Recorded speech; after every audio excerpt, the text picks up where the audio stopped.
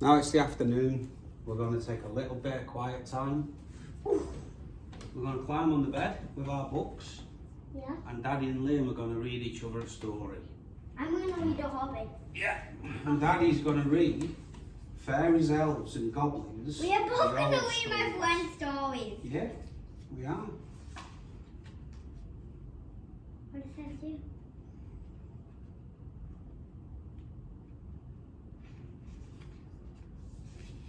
There was once a woman who had so much housework to do that she wished there was twice as many hours in the day. Her husband was a busy man too, and truth to tell, it was mostly his fault that the woman was so overloaded. For every evening he came home from the fields covered in mud, which he dropped all over their little cottage, so that she had to sweep and scrub for ages to get rid of it. Moreover, they had a large brood of hungry, scampish children, just like you. So there was endless clothes to launder and darn, not to mention meals to cook and clear away. Of course, the woman loved her family dearly, but she couldn't help being constantly tired and irritable. One fine spring morning, she got up at dawn to make an early start on her never-ending chores. A bird was singing merrily in the lilac trees outside the front door, so she allowed herself a moment's indulgence to step outside. That's a long one. Yes, it is. My one is also And long. It is. Thank you, bird, she said. What a pity. There's no time to listen any longer. And with a sigh, she went back into the kitchen to start her work. But what a surprise awaited her, for the kitchen was already spick and span. Do you know what spick and span means? What? Tidy. Somebody cleaned it for her. The flagstone floor was clean enough to eat off. The children's toys and books were neatly stacked in a corner. The mats were shaken out and the dirty clothes had been washed, dried, ironed and folded. What do you think did it?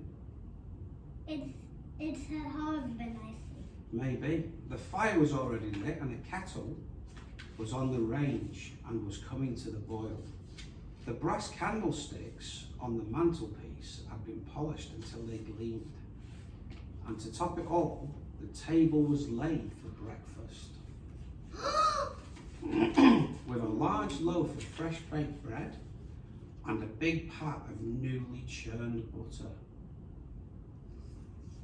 The woman's eyes almost popped out of her head.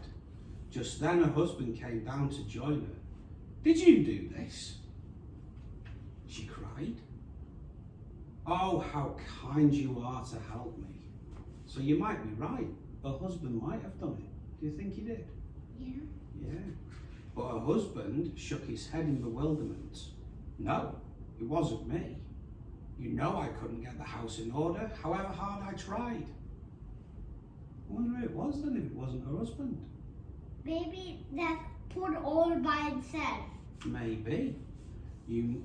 Then one of the neighbours must have been taking pity on me, she said.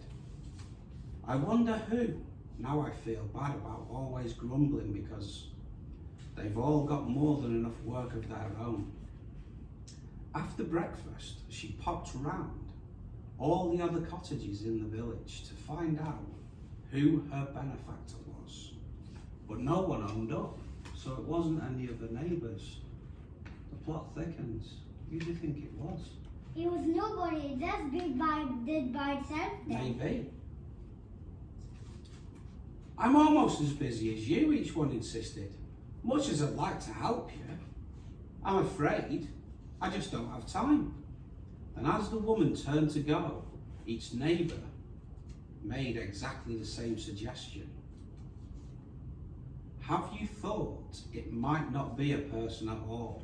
It might be a hob, or a brownie, or a house fairy.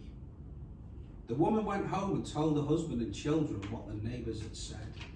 They were all very excited, since the woman had heard a thrush singing just before she first discovered his Look at them handiwork. cacas. Yeah, maybe it was one of them.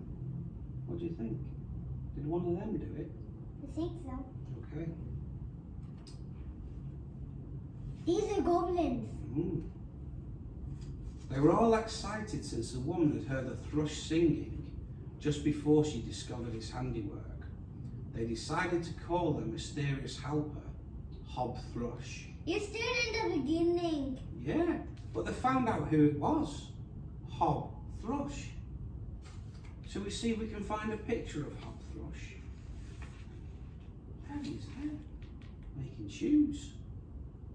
Is that him? Yeah, that's him there, building shoes. So let's just finish it off, shall we? Is he a nice girl? He is, because he tidied the house. He did all the housework, did all the ironing, and cooked a lovely breakfast, didn't he? Yeah. Yeah. Mindful that housewares expected a high standard of behaviour. You're still in the beginning. I know. From all the people they helped, the woman was careful never to take advantage of Hob Thrush. She continued to work as hard as ever. The only difference was that now she was able to do certain things that she hadn't time to do before.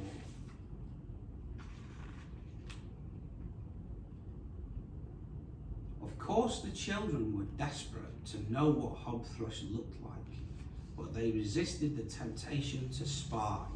Then one night, we're going to find out what it was. Look at them again. Oh, there are more, aren't they? Look at that little tiny one, it looks like you. Which one? That little bald-headed one there. Yeah. Looks like you when you were a little baby. As he crept upstairs, he heard noises coming from behind the kitchen door. Someone singing and a soft scraping and rattling. Peeping through the keyhole, at last he saw Hob Thrush. What do you think he looks like? No. He was just as they had imagined, a tiny, tiny man with a wizened face and shining Is very he a black big eyes. girl? No, he's a tiny man. He had pulled all the plates off the dresser and was busy Are those polishing the tiny wood swords? behind them. Yeah, they're big people's shoes. Now that was something the woman never had time to do. There was a big grin on his face and a dance in his movements, but one thing shocked the husband, and that was Hob Thrush's clothes. His green jacket, breeches and hat were all worn almost to tatters, and his stockings and shoes were full of holes. The husband Yes, looked the dragon. upstairs. It is. What's his name? Small. Smog, correct. The husband leaped upstairs, woke his wife and told her what he'd seen. Aha, she cried. Now I know exactly how you can say a proper thank you to Hob Thrush. I'll make him a brand new suit fit for a prince. The next day she rushed through her chores, leaving only a few odds and ends for Hob Thrush to finish. Then she fetched her bag of scraps and sewing basket and started stitching him a beautiful brown velvet jacket and matching breeches with a scarlet felt cap and some green knitted stockings. Done. Done. I'm almost done as And well. I put it in the beginning. Well, I'm almost done as well. Wait.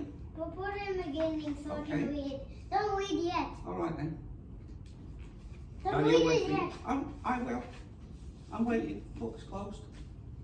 I'm waiting for you. My other goals are gonna be it's more long. Oh, It's is more it? longer. Okay. It's longer. Mm. Come on then, Hob Thrush. I'm gonna hop off. You are, because you're going to tidy my house in a minute. You're not at school anymore. You're in the army now. This is boot camp with Teacher Daddy.